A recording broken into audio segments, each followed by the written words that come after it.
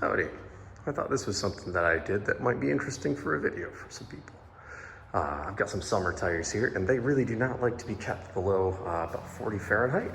Beyond that, they can get rubber damage, so I don't want to store them in a shed or anything because that would get them too cold. So what I devised was this little pulley arrangement. It mounts up to the ceiling joist, of course. We've got some big lag bolts there that hold everything in place. This is a little screwy and ugly. I just used the bolts and things I had around. It's a fair bit of wood, but that's nice and tight into the stud. That's a little 12-volt Harbor Freight ATV winch. And that just runs up through this series of pulleys, which gives it a little bit of a mechanical advantage to lift up this whole thing in tires. Tucks it right up here next to the garage door rail and keeps them up out of the way and nice and warm until summer. And then the winter tires go on all summer long. So I'll get these things hooked up and I'll get a video of this thing winching these tires up. It's a little slow, but it does the job. All right, it's only been a couple minutes, but I went ahead and got my little connecting rod through there and hooked up. Because this is all one big continuous piece of cable, it does sort of self-balance, but you have to make sure you put your whatever on it reasonably balanced and sort of keep an eye on it so it doesn't over tip too much. But if one end gets higher than the other, you just have to lift or pull a little bit. It sorts itself out pretty well. To power it, I use this little jump back sort of thing. It's nice to have kicking around anyway. But I do have jumper cables as a backup so I can run it straight off a car if that battery goes flat. Okay, so I'm gonna stop this. We're gonna get some batteries hooked up and we'll start winching it up. All right, let's see how we do.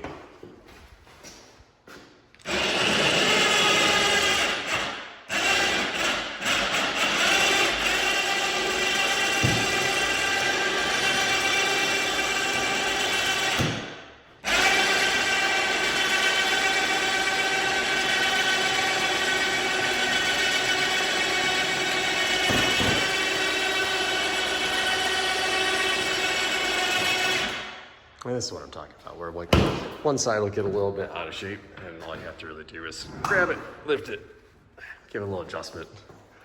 And once it gets up towards the top, it starts to happen less as the weight gets balanced between the pulleys.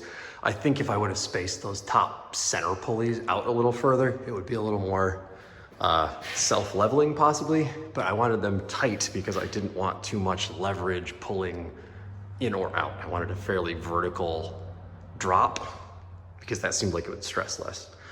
Same thing, I tried to avoid loading the center of this beam. It's just an old 2x3 I had kicking around from a fence I tore down. But I try to keep the weight off the center, so there's like not much leverage on the center there. I don't think it's gonna snap, but yeah.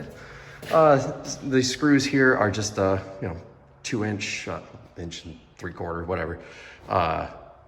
Coarse thread wood screws. I was a little afraid they might be weak, but I mean, I'm a pretty big dude. I sat on this, lifted myself with it before I put tires on it because I figured that would be safer than bouncing 30-pound weights.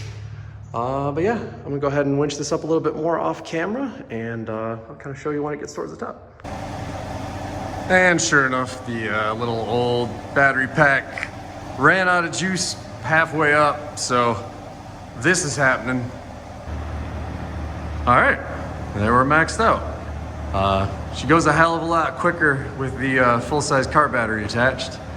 I'm trying to think of anything else worth noting. I mean, this is the sort of thing, it seems like kind of a silly bastard thing to do probably, but those two boards up there, most of the stress that they should be experiencing is going to be laterally. So since we have some big chunky bolts up into those ceiling joists and we're right at our supports for the wall, the weight's really right on the wall support, which should be good.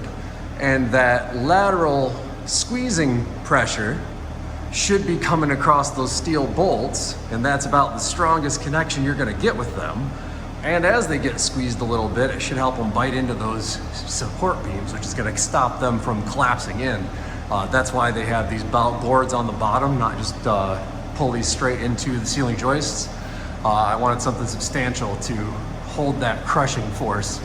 And that guy in particular is into one of the, there's like a sandwich of beam up there. So that anchor end is extremely strong. What I would like to do for version 2.0, which I'm still kind of considering, is replace this with a permanent cable separate from the winch with a little eye loop on it, and like a mounting key for the winch. That way I can use one winch on multiple setups like this, because this would be really good for like my wood chipper as well. You know, use it for brushing stuff in the spring, but other than that, it just sits taking up space. You could tuck that into the roof of a shed. But I don't really want to buy another one of these $60, $70 winches, so I've been considering how I might do that on the cheap. And the whole mounting key idea, I think, is where it's going to be at. I'm kind of thinking like a V-shaped with a dovetail, so I can slide the motor on a plate up into it, and then the weight of whatever's hanging on it just pulls it straight up into the lugs.